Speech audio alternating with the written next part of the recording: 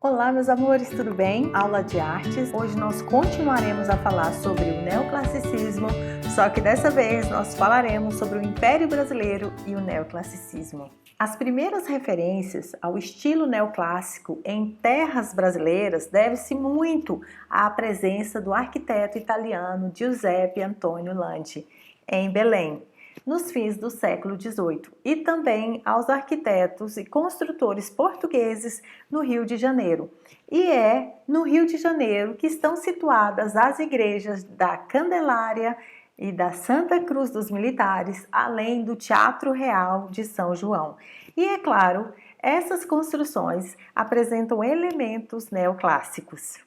No entanto, o estilo se consolida no Brasil após a chegada em 1816 da Missão Artística Francesa, um grupo de artistas que vieram a pedido da coroa portuguesa, que buscava dar à cidade um ar mais civilizado e europeu. Isso é bastante ofensivo, né?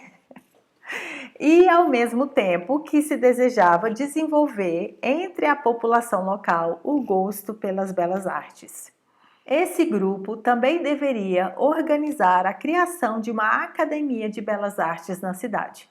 A atuação dos artistas, escultores e arquitetos de formação francesa foi fundamental para inserir a nova cultura visual no país, estando primeiro a serviço da monarquia portuguesa e, a partir de 1822, intimamente associada ao projeto de afirmação do Estado independente, a formação da nação. Numa visão geral, o neoclassicismo é considerado o estilo do Império Brasileiro, assim como o barroco está associado à experiência colonial, razão pela qual será criticamente avaliado pelos artistas e intelectuais adeptos do neoclassicismo. Eu estou me referindo ao barroco. O barroco foi criticamente avaliado dessa forma por causa dos pensamentos do barroco, que eu já falei em outras aulas.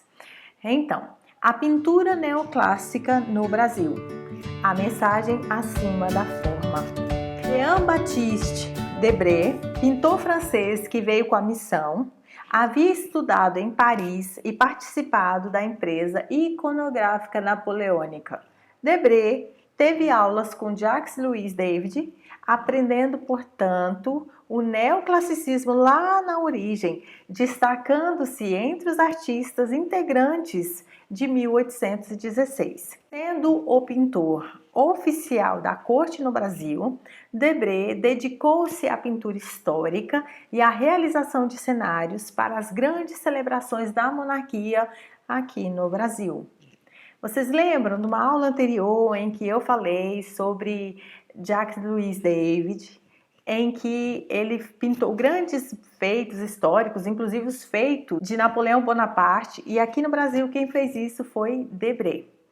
Ele foi responsável também pela introdução do estilo na Academia Imperial de Belas Artes do Rio de Janeiro, inaugurada oficialmente em 1826, onde criou um sistema de exposição de trabalhos que desse visibilidade à produção dos alunos e professores e, consequentemente, difundisse o gosto artístico entre o público ainda reduzido da corte. Sua produção como pintor de história, porém, teve um caráter bem modesto do que as suas obras europeias, o que se deve, em parte, às condições do exercício de sua arte no Brasil, da primeira metade do século XIX. Cenário retraído, desprovido de um sistema de artes que desse sustentação à prática desses artistas, o Brasil foi para eles um local de experimentação e adaptação. Tal fato não desqualifica seu trabalho, mas nos faz avaliar o desenvolvimento da arte em relação com o contexto que a abriga, que sempre deve ser levado em conta. Nicolas Antoine Taunay, experiente artista francês e igualmente membro do grupo que trabalhava para Napoleão, era um pintor de paisagens. No Brasil, Taunay pintou paisagens que misturavam elementos locais com as fórmulas trazidas da Europa. Cenas urbanas que instauraram um novo gênero de paisagem no país. Cenas históricas e retratos da nascente elite local delicados trabalhos que traduziam seu exímio talento de pintor miniaturista. Então, esse era o trabalho desse artista. Para ele, a paisagem brasileira era inspiradora e a sua natureza estava próxima dos ideais antigos, o que fazia acreditar que o país pudesse alcançar a civilização e o progresso tão propagado pelos iluministas.